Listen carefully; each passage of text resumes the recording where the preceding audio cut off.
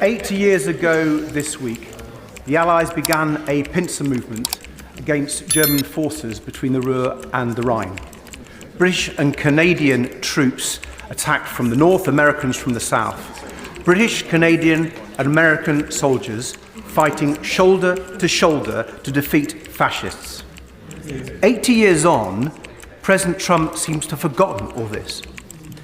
His tariffs against steel and aluminium will hit Canada the hardest and will also hit jobs and the cost of living in our country.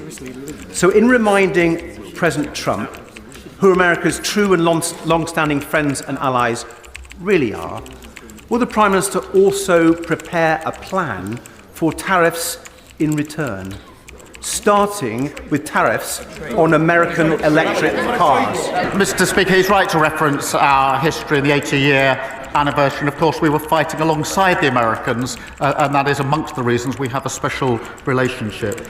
British steel is an essential part of our heartlands, and we will not abandon our skilled workforce. And it needs a level-headed assessment of the implications, which is what we're going through at the moment. But we will always put our national interest first and steelworkers first. Thank the Prime Minister for that reply. But it seems to me the way President Trump and his ally Musk are operating, they do need to hear strong measures and words from even their allies. And moving on to Ukraine, Mr. Speaker, if Ukraine is forced to surrender its own sovereign territory to Russia, it will be the greatest betrayal of a European ally since Poland in 1945. But President Trump says Ukraine may end up Russian, and he wants American money back. I think we all fear where this could end and the dangerous implications for our defence and our security. So can the Prime Minister reassure this House that he and other European leaders have given sufficient support to President Zelensky so that he can't be bullied by Trump and Putin into accepting a deal that will effectively hand victory to Russia? As he knows, I met President Zelensky in Kyiv just a few weeks ago at my 8th meeting. The position since the outbreak of this conflict has been a united position across the House of supporting Ukraine, and I was able to reiterate my position, which is we must put Ukraine in the strongest possible position. That matters now just as much as it mattered at the beginning of this conflict, the strongest possible position, and I did discuss with him what more we can do, what more our allies can do to put Ukraine in the strongest possible position. Prime Minister, I get it. Nobody wants to get into a trade war, but you know, unlike Peter Mandelson, sometimes you've got to stand up for what you believe in.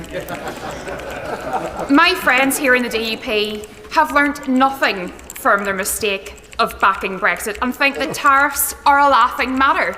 No. But would you agree with me that actually we need to stand up for ourselves, we need to back our workers, we need to back our businesses, not just in Lagan Valley, but indeed across the UK? Well, yes, of course. The US and the UK share a strong and balanced trading relationship.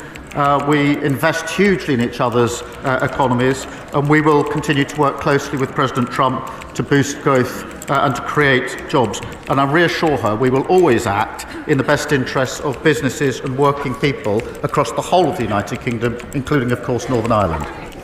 2 years ago, from the benches opposite, I published my Healthy Britain report, recommending a cross-departmental approach to improving health and wellbeing. Now that we're in government, I'm delighted that ministers have hit the ground running, because running is obviously very healthy for you. So will the Prime Minister confirm that last week's announcement of an increase to the public health grants, which will help local services focus more on prevention and early intervention, is just the start of a long-term strategy that will make Britain healthier, happier and more productive, reduce pressure on the NHS and promote growth? Well, I thank her for highlighting the important role that local communities play in supporting healthy lifestyles. I'm delighted, Mr. Speaker, we're providing almost £4 billion for the local health services that people rely on, and that's things like health visitors, stop smoking services and drug abuse treatments. I'll make sure that she meets the relevant minister to discuss.